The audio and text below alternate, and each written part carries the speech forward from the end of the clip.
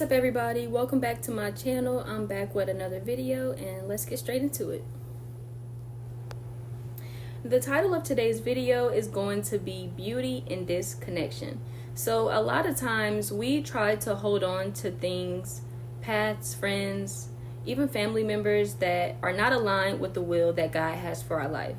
Sometimes it's hard for us to disconnect from certain people, let people go, even when we ask God to expose people's true colors.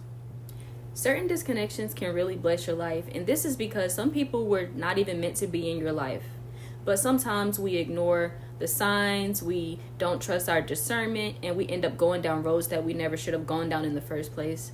And this could be specific to friendships, relationships, family members, whoever. Wherever the shoe fits. But you must know that God is always trying to protect us. And so whenever God is showing us something, we need to take heed, or we'll end up being more hurt in the long run. Sometimes it's hard to understand why we have to disconnect from certain people. Sometimes it's hard to let go of bonds that you've had or that you've built.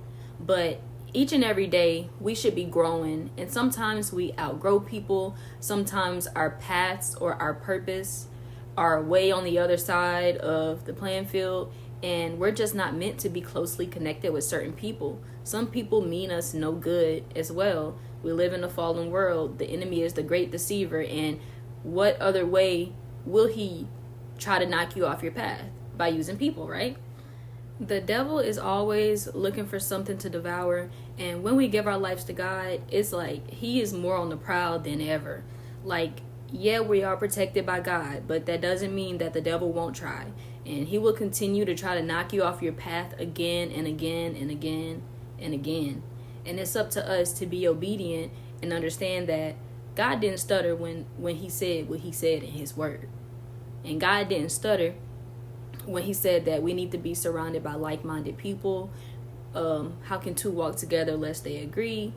And even sometimes people may seem like they're for you and on the same thing that you're on, but if you pay closer attention, you'll start to see the cracks in the glass.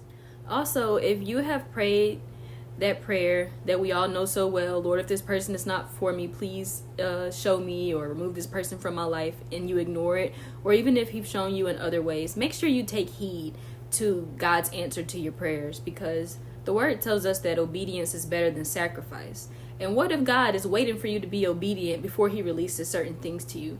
So it's important to make sure that you are being obedient to the word of God, and also protecting your own spirit, because being attached to people that don't mean you any good could be your greatest downfall. But everyone, please stay encouraged. Continue to stay in your word. Continue to seek God. Continue to stay in prayer. Continue to have faith. Continue to have your hope and your faith in God, and that he's going to do exactly what he said he'll do in his word. Continue to pray against the enemy and all of his vicious plans. And I speak blessings over everyone that's watching, and thank you again for watching my video. Bye.